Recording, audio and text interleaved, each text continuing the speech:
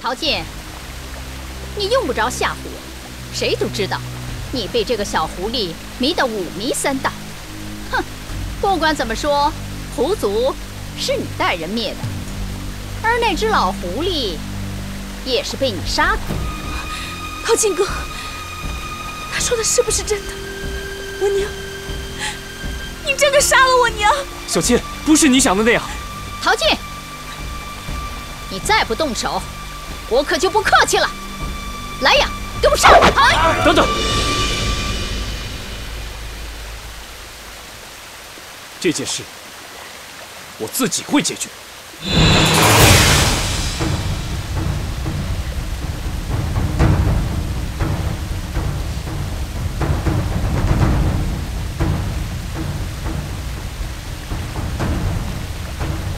小倩，你不是树妖的对手，快走啊！我不走，我要杀了你们，给我娘报仇！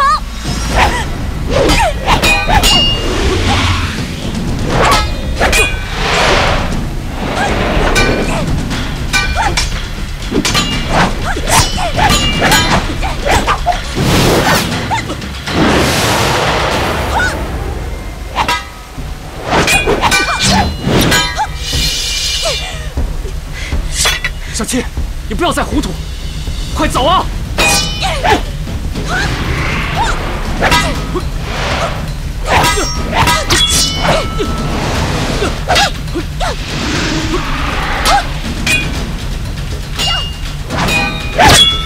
小倩，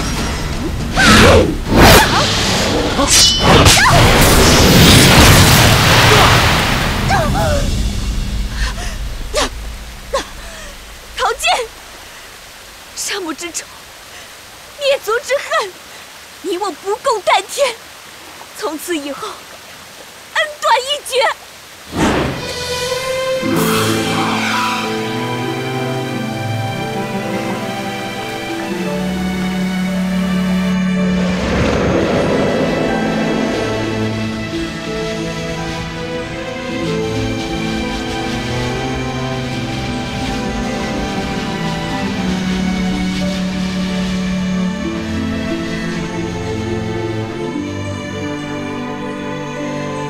娘，舅舅，是小倩害了你们，小倩对不起你们。娘，我到底该怎么办？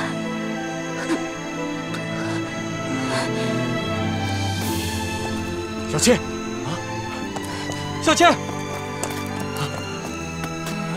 小倩，小倩，林大哥，终于找到你了，你怎么样？你受伤了？啊？小倩，你真的去找黑风了？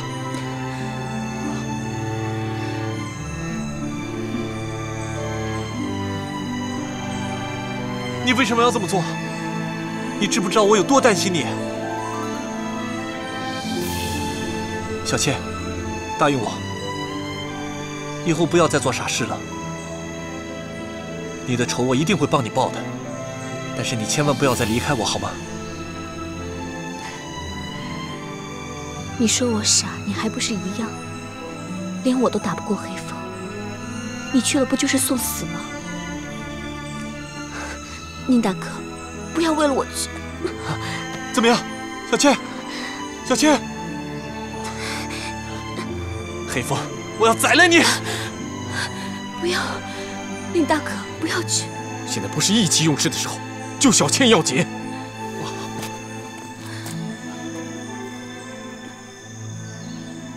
燕道长，小倩她怎么样？她受的是内伤，出手的人还好没有下毒手，休息一段时间应该就会好了。哦，那就好，那就好。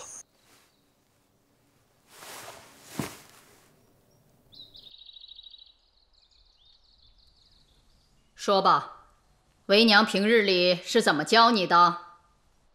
娘教导孩儿要用功读书，光宗耀祖。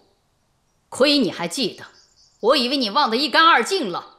那你说，为什么不回来进京赶考？娘，孩儿确实有难言之隐。什么难言之隐呢？还不是在外面疯玩，把心都玩散了。娘一直在提醒你，在外面交友要谨慎，别让别人把你带入歧途。啊，你看看你，你耽误了赶考，影响了自己的前程，还弄得满身是伤，你是要把我气死吗？啊！干娘，别气坏了身子。时辰到了，咱们该去文庙进香了。你在这儿跪着，一直跪到天亮。你要求得祖宗们的原谅，你也好好的想一想，你作为宁家的子孙，什么是该做的，什么是不该做的。小四儿，没有我的允许，少爷不准起来。是夫人。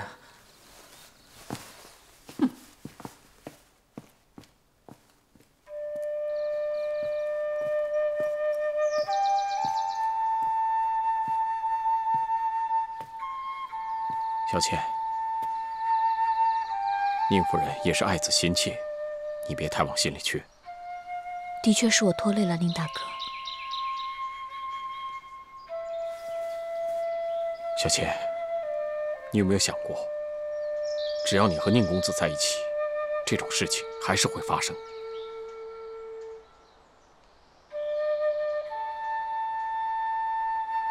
人和妖走的路本来就不是一条道上的。你不想伤害宁公子，可宁公子却为了你屡次受伤，甚至连命都差点没了。宁公子虽然很喜欢你，可是他不能不顾及亲人的感受。你想想，宁夫人如果知道你是个狐妖，她怎么可能会允许自己的儿子和一个狐妖在一起？小倩，我知道你喜欢宁公子，可是人和妖相恋是不会有好结果的。宁公子，他注定不会是你命中注定的缘分，而这里也绝不会是你的归宿。我作为你的引渡人，我有必要奉劝你一句：趁你现在和宁公子的感情还不是很深，你应该早点抽身而出，否则将来山盟海誓，难舍难离，到时候分起来，只会让你的心更痛。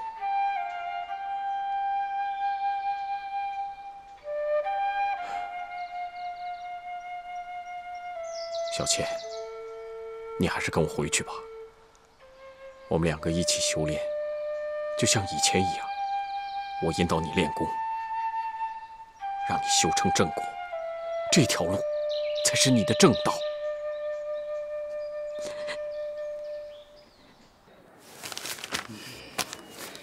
府上最近应该是诸事不顺，家宅不宁。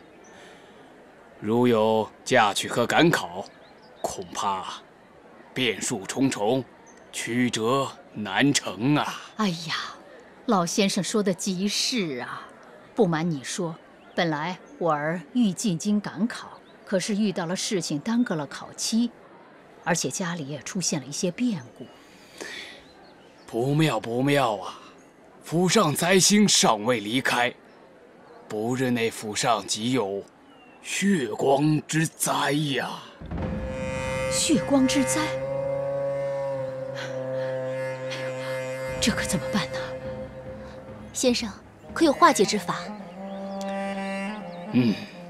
办法倒是有一个。哦，请先生赐教。这灾星最怕喜事，只要夫人在家里办一场喜事，就可以赶走灾星，逢凶化吉。喜事？可这段时间有何喜事可办呢？那就看老夫人的意思了。如果令郎尚未婚配，就尽快给他娶一房妻室，那血光之灾就迎刃而解了。娶妻？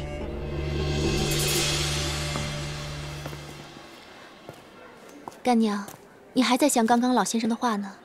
是啊，宁家最近实在是出了太多的事情。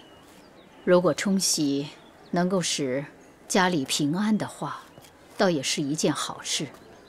另外，彩晨也大了，也该给他娶个妻子了。这样也可以帮助宁家开枝散叶啊。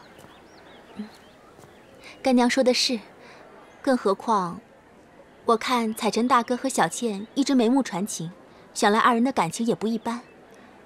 不如就趁此机会成全了他们。一来，小倩也算是容貌秀丽、温柔贤惠；二来，也可以为宁家冲冲喜。你觉得呢？你真这么想？要说温柔善良，小倩怎么能跟你比呢？干娘，那是你老人家疼我才这么说。外人觉得，小倩和彩晨大哥才是天造地设的一对儿。是天造地设的一对冤家还差不多。娘已经想过了，彩晨要娶妻，只能娶你这样的好姑娘。你愿不愿意做我的儿媳妇啊？娘，你这是什么话？我是你的女儿，也是彩晨大哥的妹妹，这如何使得？这如何使不得？你又不是我亲生的，又没有血缘关系，何况我们还是亲上加亲呢。可小倩她……是啊，小倩她是个好姑娘。可是，自打彩晨认识小倩以来，就没有遇到过任何的好事，现在还断送了前程。当然，这也许对小倩不公平。可是刚才那个算命先生不是说了吗？咱们宁家有灾星入门。可是我想来想去，除了小倩，没人是这颗灾星啊。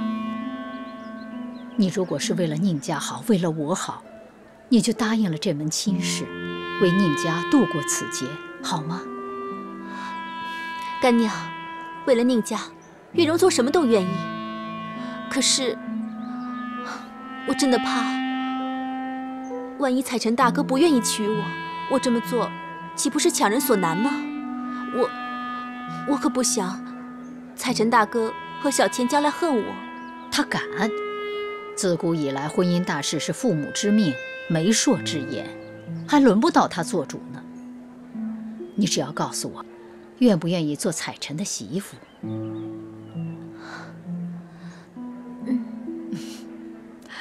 太好了，我就知道你是最听话的。你放心，宁家如果谁敢说你个不字，我绝饶不了他。谢谢干娘。来，好，来放这里。伯母，我来吧。慢点。走，我来。呀，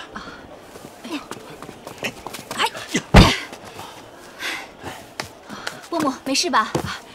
没事，谢谢你啊，严姑娘。伯母，以后不要跟我这么客气了，就喊我小雨吧，我师父就这么叫我。那以后就叫你小雨了啊。娘！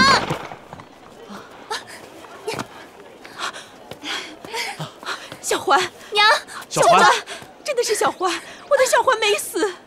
娘，我找你找得好辛苦。娘，小环，你是怎么找到这里来的？娘，我到处打听你和舅舅的消息，幸好遇上了血魔，才打听到你们的下落。血魔，你又帮了我们一次，大恩不言谢。聂夫人，您客气。原来是躲进了罗刹阵。哎，菜来了，慢用啊！来，我敬大家一杯，恭喜聂夫人母女重逢。我们母女能够在这里重逢，都是你的功劳。这杯酒，我代表聂家，代表胡族，敬你。聂夫人，这个功劳我可不敢领啊！我只是在路上遇见了小环，把她带了回来。至于救小环的，应该是另有其人吧。小环，这到底是怎么一回事？你怎么逃出来的？那天我按照计划行刺黑风，没想到他早有准备。都怪我技不如人，才会被他抓住。我本来以为自己死定了，没想到后来陶晋偷偷的放了我才能够逃回来的。又是陶晋，看来我们聂家欠他的情，真的是还不清了。啊，那日啊，要不是陶晋暗中相助，你娘和我早就死在树妖那个老贱人的手里了。多亏陶晋暗中相救，我们母女才能够有相见之日啊！唉，只可惜，小倩她为了救我，被树妖逼着跳下了万丈悬崖，生死未卜。娘，都是我不好，是我害了小倩。娘，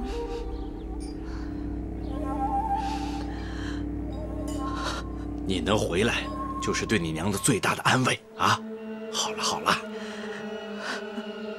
小环，好好稳住情绪，别忘了你的任务。娘，你别难过了，你放心，小倩她不会白白牺牲的。她和我们狐族的血海深仇，总有一天，我会找黑风算个明白。启禀主人，属下有要事相报。说，聂小环已经去了罗刹镇，恐怕狐族的余孽都在那里。知道了，继续打探去吧。我想向主人请命，亲自去罗刹镇打探消息。跟你说了多少遍了，不要自作主张。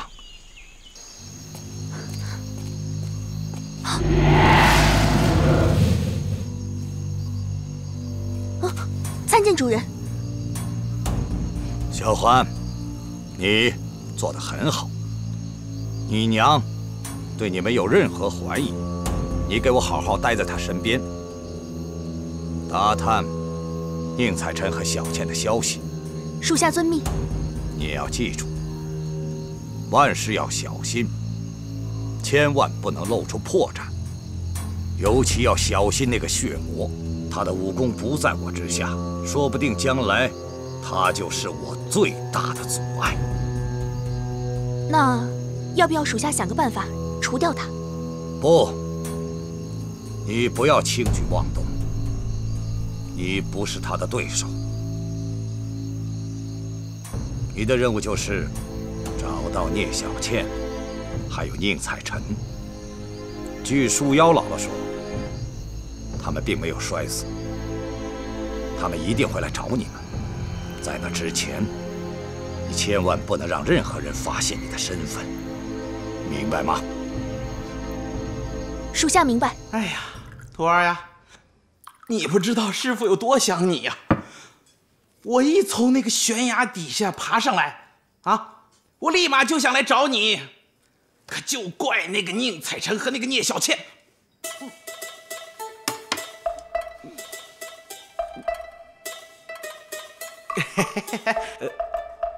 乖徒儿呀，你跟师傅说句心里话啊，这小白脸跟那个牛鼻子，你喜欢哪个呀？哎呀，师傅，我跟你说了多少遍了，他们两个跟我什么关系都没有。哎呦，你就别瞒师傅了，师傅早就看出来了，这俩小子都喜欢你。这不奇怪啊，我徒弟是谁呀？我徒弟是人中龙凤，算这俩小子有眼光。不过话又说回来了，徒儿啊，这古人早就云过，好女不嫁二夫。这俩小子就是再好，你也不能都嫁呀，也只能选一个嫁。哎呀，师傅，你怎么又胡说八道了？哎呀，你呀，别瞒我啦！你想瞒师傅都瞒不住。这样吧，师傅帮你分析分析这俩小子啊。首先啊，咱们分析分析这个宁采臣，这小子不错呀，啊，斯斯文文，还有点家底。你要嫁给他，起码是衣食无忧，吃穿不愁，对不对？咱活在世上，不就指着吃个香的，喝个辣的吗？还有更重要的一点，他打不过你，他就不敢欺负你，是吧？只有你欺负他的份儿。你什么时候想打他，你就什么时候打他；你什么时候想揍他，你就什么时候揍他。唯独就是这小子太不争气了，老跟这小狐狸，这不好。这咱不要，换一个，咱聊聊这个牛鼻子。这个牛鼻子，我觉得他更适合你啊。你想啊，你们俩都是修道之人，而且都能够降妖除怪，你们俩要是能够结合啊，这绝对是江湖上的一段佳话呀！啊，好了，哎，心里挺纠结的啊。师傅不多说了，你自己拿主意啊。师傅只告诉你一点，什么时候你决定嫁给哪个小子了，立马告诉师傅，师傅帮你搞定。你帮我搞定？怎么搞定啊？难不成谁要是不娶我，你把他五花大绑给绑架过来？这是说笑话，不娶你还五花大绑绑？你还别说，绑呢，这真是个办法。哎呀，师傅！好了，咱不聊这个了啊。对了，孩子，这么久没看到你，你咋跑到罗刹镇来了呢？哎，这个事儿啊，说来话长。我呢，来到这里以后，觉得这里还不错，所以呢，我就留下来了。然后呢，我顺便就帮一帮血魔的忙。哦，你帮血魔？严医生，你知道你在说什么？你帮血魔的忙？你知道血魔可是一个无恶不作的魔头，你帮他的忙？你告诉我，你刚才是跟我开玩笑的？师傅，是他以前的确是个恶魔，现在已经洗心革面了。他现在是一个乐于助人、一心向善的好妖。哟，我听着都新鲜，这妖怪还有好妖怪啊！你，我说你到底是怎么了你呀？我也不知道怎么了。总之呢，我现在越来越喜欢这里，而且我在血魔身上也感觉不到一丝妖气。他对我就像对亲生女儿一样。乖徒儿呀，乖徒儿啊，你绝对是脑袋那根神经接反了。哎呀，古人云得好啊，女大不中留啊，留来留去结冤仇啊。看来是得找个人家把你嫁出去才行。喝你的酒吧。倒酒。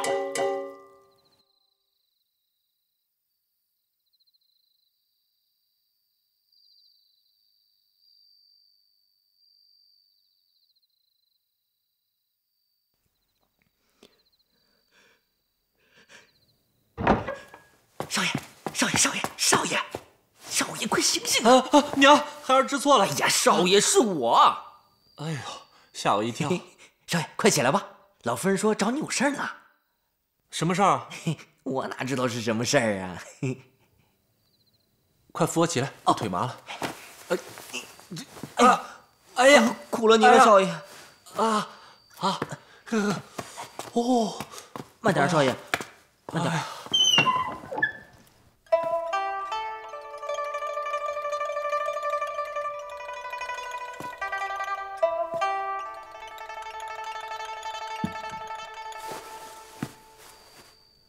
娘，孩儿不孝，你要打要罚，儿绝无半句怨言。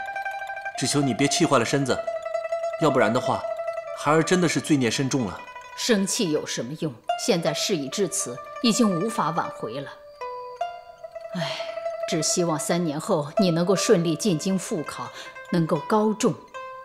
我也对宁家的列祖列宗有个交代。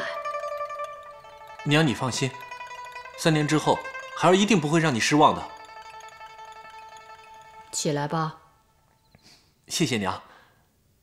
哎呦，哎，来，不让你吃点苦头，你就不长记性。来，娘看看。没事的，娘。娘的苦心，孩儿明白的。你坐。哎，快坐。坐下。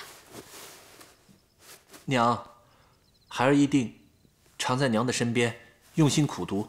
3年之后，给你考个状元回来。你呀，打小就是这张嘴，能把死人说活了。正好今天啊，要跟你说件正事儿。娘有什么吩咐，孩儿一定照办。这可是你说的啊。嗯。最近我们家接二连三的发生事情，我找人算过了，是犯了天劫了，有灾星入门，所以呀，我准备给你冲喜。冲喜？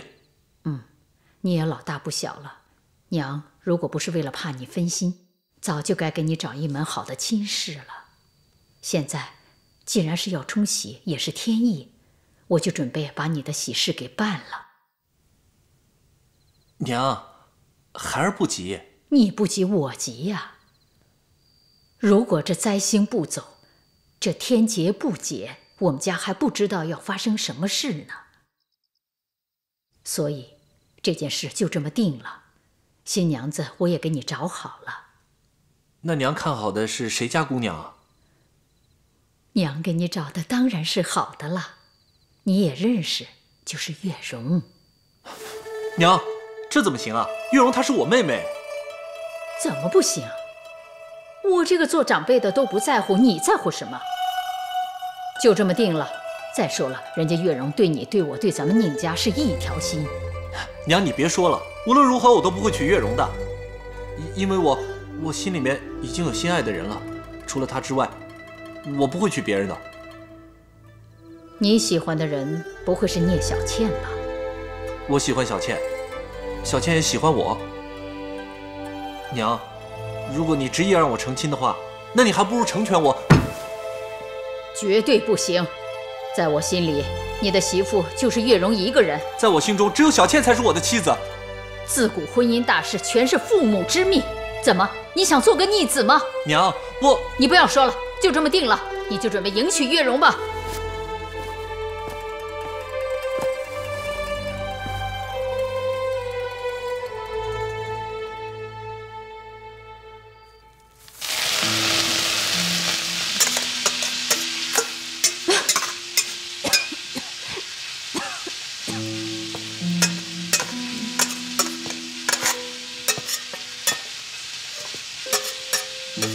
你不用在这装可怜了，无论你再怎么努力，都是白费心机。我是特意来告诉你，再过几天，我将是宁家的少奶奶，宁采臣的妻子了。这个是干娘的意思，你也知道，采臣大哥一向孝顺，只要是干娘的话，他绝不会违背。你也不要怪我这个做姐妹的绝情。我可是劝了干娘好久，她才答应让你喝完喜酒再走的。不过你有没有心情喝，那我就不知道了。啊，对了，我忘了提醒你，从今以后，宁采臣就是我丈夫。要是谁还敢对他有非分之想，我杜月容也不是好欺负的。我们姐妹一场。我劝你还是早点把他忘了吧。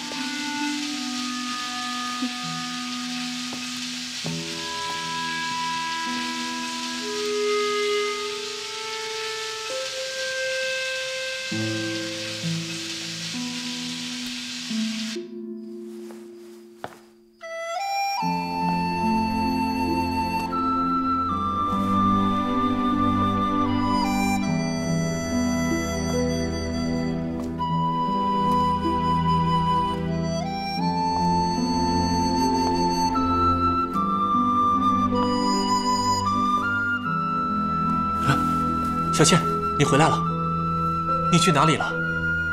你的脸色怎么那么难看？你都知道了是吗？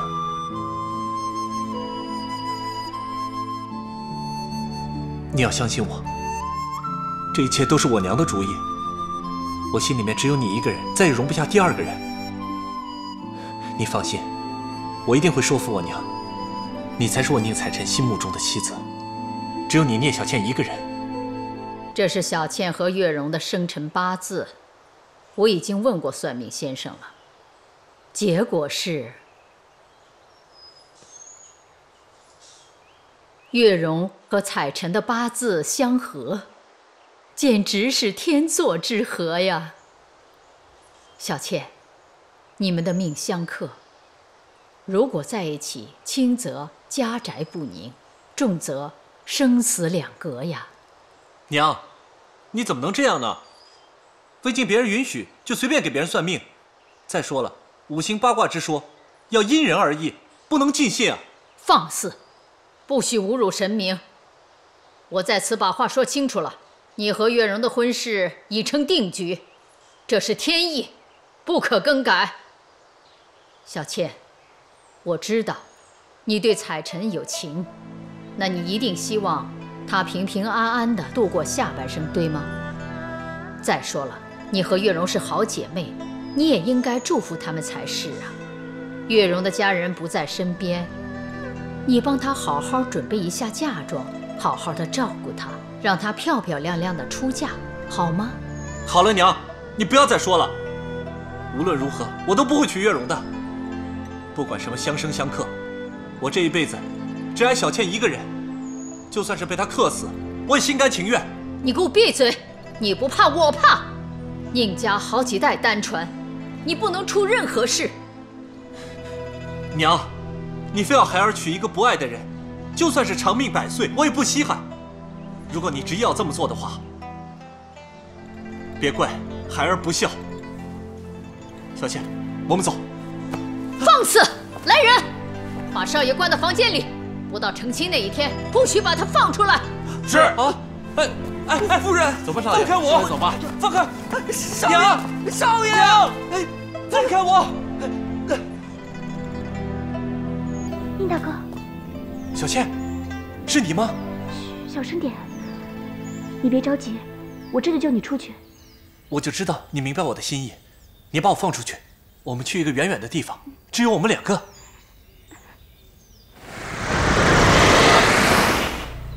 聂小倩，小倩，小倩，怎么了？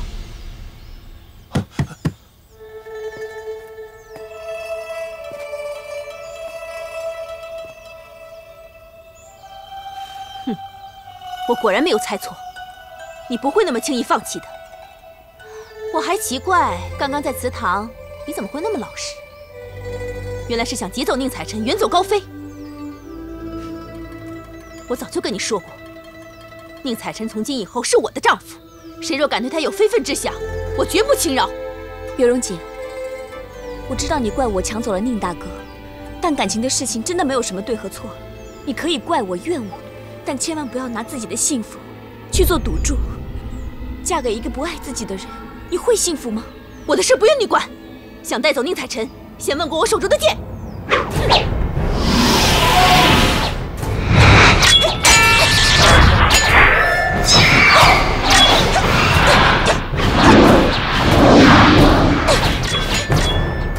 小倩，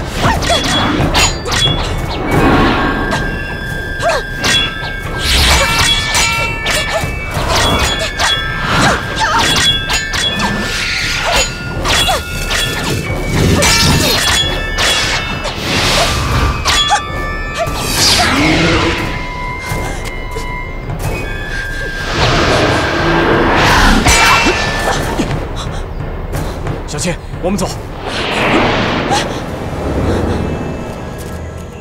小倩，你怎么样？燕道长，我真的没事。哎，你要去哪里？我不甘心，我要回去救宁大哥。你又何必呢？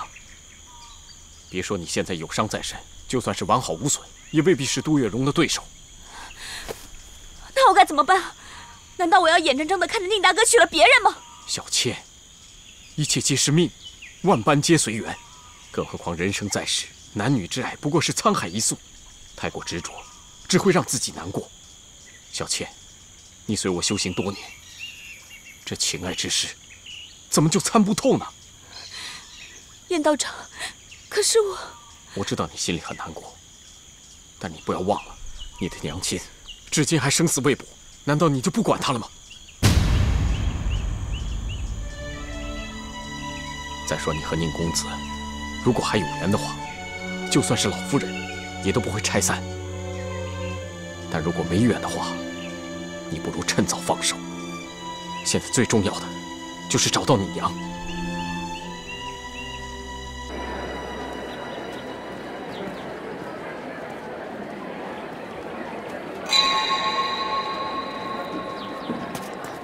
小倩，我们去吃点东西吧。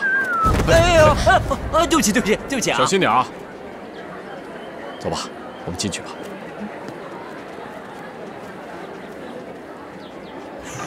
哎呦！你没事吧？露不长眼睛。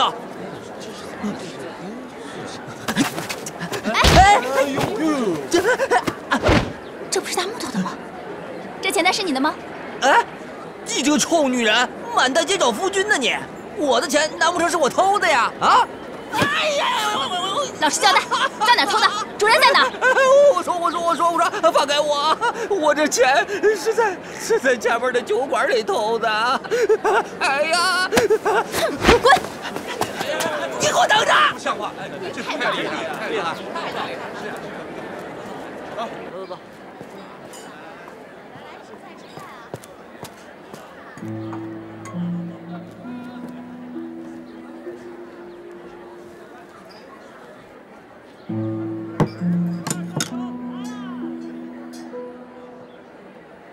小二，结账。嘿，客官，你吃好了。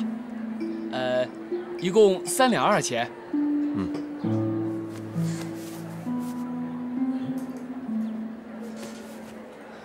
怎么了？我的钱袋不见了。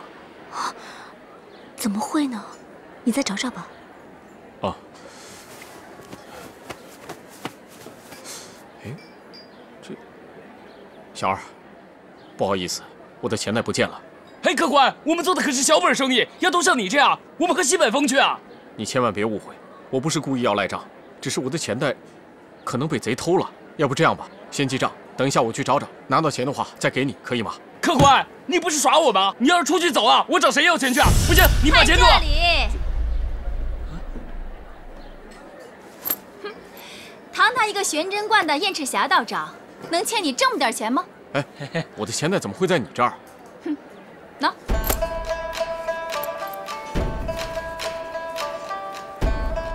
哎，给。啊，谢谢客官。我在街上抓到一个小偷，小偷说是从一个道士身上偷的，我是按照他说的来送的，没想到是燕赤霞大道长。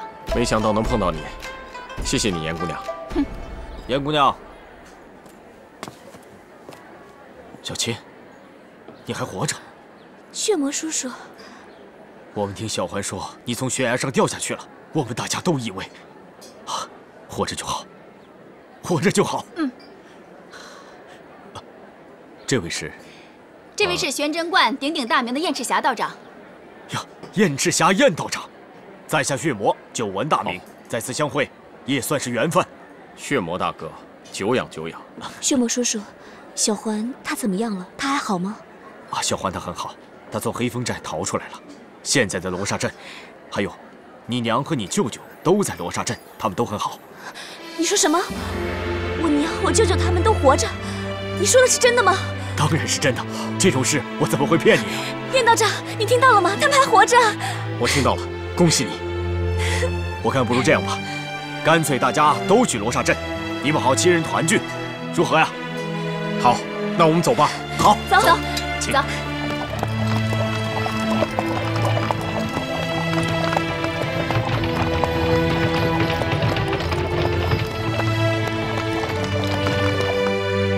各位，在下经商路过此地，初来乍到，也没有什么贵重的东西。这些物品如果有看得上的，我分文不取。啊，不要钱！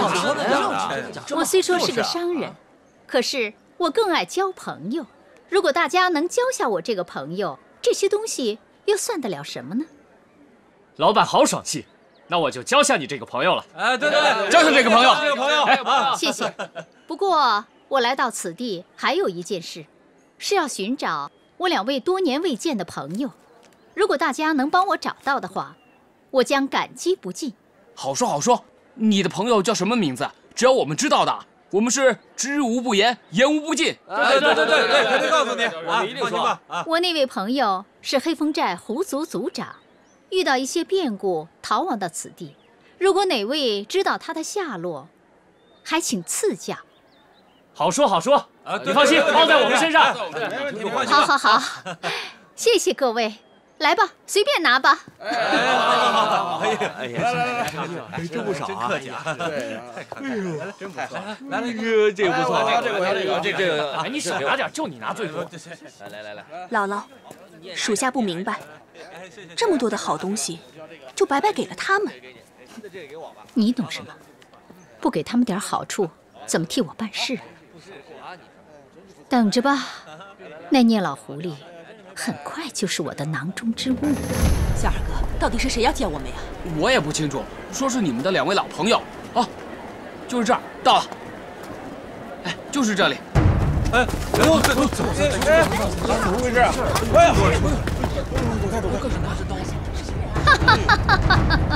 你以为你跑的这个鸟都不拉屎的罗刹阵，我就抓不到你吗？